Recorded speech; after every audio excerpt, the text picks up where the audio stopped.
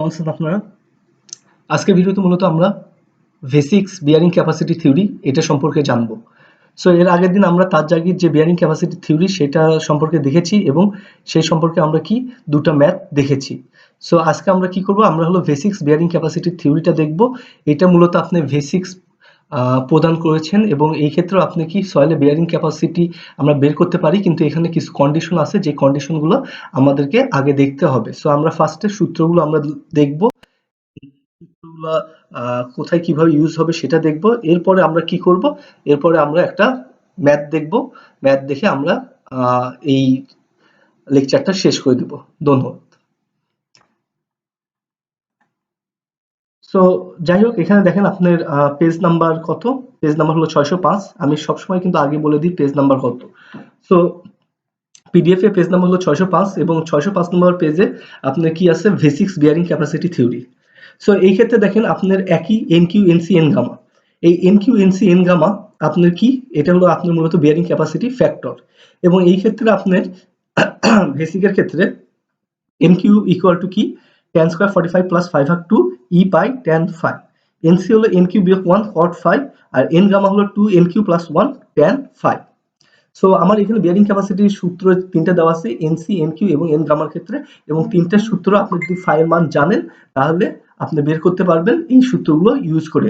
ওকে, এরপরে আপনার যেটা অরিজিনাল বিয়ারিং ক্যাপাসিটির সূত্র সেটা হলো আপনার মূলত দেওয়া আছে কিউ আলটিমেট ইকুয়াল টু কি দেওয়া আছে, C NC SC DC IC plus Q NQ SQ DQ IQ plus 0.5 gamma B N gamma S gamma D gamma I gamma. So এখানে আপনার সূত্রটা অনেক বড় মনে হলো, আপনি জাস্ট দেখেন সিএনসি এটা common, Q N Q common, 0.5 gamma B N gamma এটা কিন্তু তার জায়গার সাথে কমন, শুধু কমন নাকি এস ডিসি আই। ঠিক আছে, সো আপনারা কি করবেন, এবং এই এস ডি আই দেখেন প্রতিটা ক্ষেত্রেই আছে। সো আপনারা জাস্ট এস ডি আই এটা মনে রেখে কি হবে, এস সি পরেরটাতে এস কিউ পরেরটাতে এস গামা। ঠিক আছে, সো এটা খুবই ইজি ভাবে আপনি মনে রাখতে পারেন।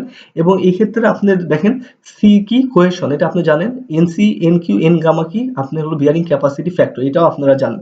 এবং এটার সূত্র উপরেই দেওয়া আছে, কিভাবে আপনারা বের করবেন, ফাইয়ের মান জানা থাকলে কিংবা দেওয়া থাকলে আপনি এই সূত্রগুলো দ্বারা আপনি বের করতে পারেন। এরপরে হলো আপনি এসসি এস কিউ এবং এস গামা, এই তিনটা হলো আপনি মূলত শেপ ফ্যাক্টর। ওকে, যে আপনি বিভিন্ন শেপের জন্য বিভিন্ন ফ্যাক্টর আসবে। এরপরে আপনার আসছে ডিসি ডিকিউ এবং ডি গামা, এগুলো হলো ডেপথ ফ্যাক্টর। আর আইসি আইকিউ আই গামাটা হলো আপনার ইনক্লাইনেশন ফ্যাক্টর। আর কিউটা কি, কিউটা হলো সারচার্জ লোড, যেটা হলো কি Q equal to gamma D F. Okay, আচ্ছা, এই ক্ষেত্রে দেখেন বেসিকের বিয়ারিং ক্যাপাসিটি ফ্যাক্টরের একটা টেবিল দেওয়া আছে, আপনাদের তার জায়গায় যে টেবিলটা দেওয়া ছিল ঠিক একই রকম টেবিল। এবং এখানে আপনি দেখেন ফাইয়ের মান দেওয়া আছে NC N Q N gamma, ফাইয়ের মান 0 থেকে আপনার 50 পর্যন্ত দেওয়া আছে 5 ইন্টারভেল পর পর। তার মানে কি 0 এর জন্য এনসির মান এই 5 এর জন্য আপনার এনসি এন কিউ এন গামার মান এইরকম দেওয়া আছে। সো আগের মতো যে আপনার যত ডিগ্রি দেওয়া থাকবে ওটা থেকে আপনি এনসি এন কিউ এন গামার মান বের করতে পারবেন। কিন্তু এই ক্ষেত্রে টেবিল দেওয়া থাকতে পারে, নাও দেওয়া থাকতে পারে। আমি বারবার বলতেছি, টেবিল দেওয়া থাকলে তো আপনি ফাই এর মান থেকে বের করবেন, আর যদি না দেওয়া থাকে তাহলে এই সূত্রগুলো ইউজ করবেন। ওকে, এরপর shape factor, shape factor SC S Q S gamma. কারণ শেপ ফ্যাক্টরের ক্ষেত্রে দেখেন আপনার যদি শেপটা স্ট্রিপ হয় তাহলে আপনি কি হবে 1 এস কিউ 1 এস গামা 1, তার মানে SC 1 S Q 1 S gamma 1 যদি এটা স্ট্রিপ হয়, শেপ যদি আপনার স্ট্রিপ হয়। যদি রেক্ট্যাঙ্গুলার হয় সেক্ষেত্রে আপনার হবে কি 1 প্লাস বি ভাগ এল এন কিউ ভাগ এন সি। এখন কথাটা হলো এখানে বিটা কি, বিটা হলো আপনার উইথ এবং এলটা হলো লেন্থ। ওকে, যদি রেক্ট্যাঙ্গুলার হয় তাহলে আপনার ভাগ এল এন কিউ ভাগ এন সি, এটা কি এস সি এর মান, 1 প্লাস বি ভাগ এল tan 5 আপনার এটা এস কিউ এর মান, আর 1 দিয়ে 0.4 বি ভাগ এল এস গামার মান। আর সার্কেল অ্যান্ড স্কোয়ারের ক্ষেত্রে আপনি দেখেন 1 প্লাস এন কিউ ভাগ S C, 1 plus tan 5 S Q এর ক্ষেত্রে 0.6 হলো এস গামার ক্ষেত্রে। ওকে, তো যাই হোক, তাহলে আপনার হলো এই টেবিলটা থেকে আপনি এই মানগুলো পেয়ে যাবেন, কোনো সমস্যা নাই। ওকে, এরপরে আপনাকে জানতে হবে কি, the depth factor, depth factor সূত্র দেওয়া আছে দেখেন এখানে, এবং এখানে একটা কথাও বলা আছে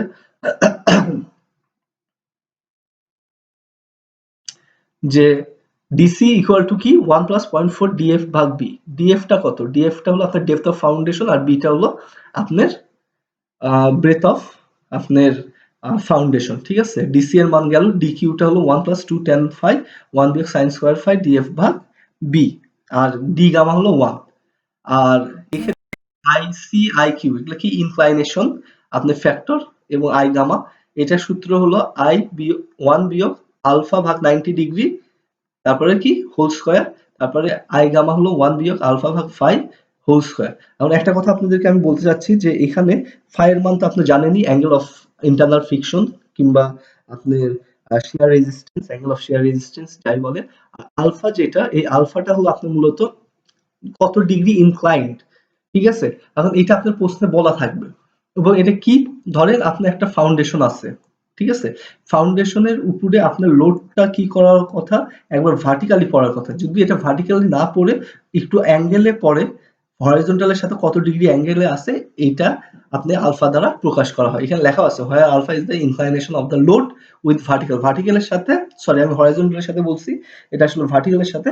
সো ভার্টিক্যালের সাথে কত ডিগ্রি অ্যাঙ্গেলে থাকবে সেটাই হলো আপনার কি আলফা লোডটা। সো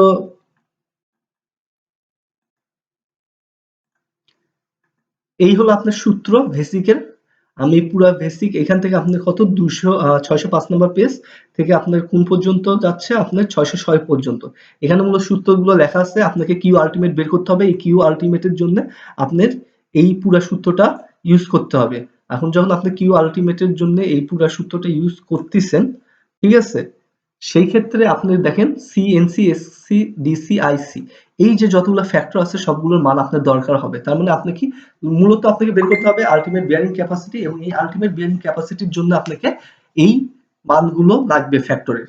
এবং এই মানগুলো বের করার জন্য আপনার দেখা যাচ্ছে এসসি এসকিউ এস গামার এটা হলো সূত্র আছে, ডিসি ডিকিউ ডি গামার সূত্র আছে, আইসি আইকিউ আই গামার সূত্র আছে, ঠিক আছে, এনসি এনকিউ এন গামার সূত্র আছে। সো এই সূত্রগুলো আপনাদেরকে জানতে হবে, এবং এটা ইউজ আমরা মূলত এরপরে একটা ভিডিওতে একটা ম্যাথ দেখব, ওই ম্যাথের ভিতরে আমরা এর ইউজটা দেখে নিব। ওকে,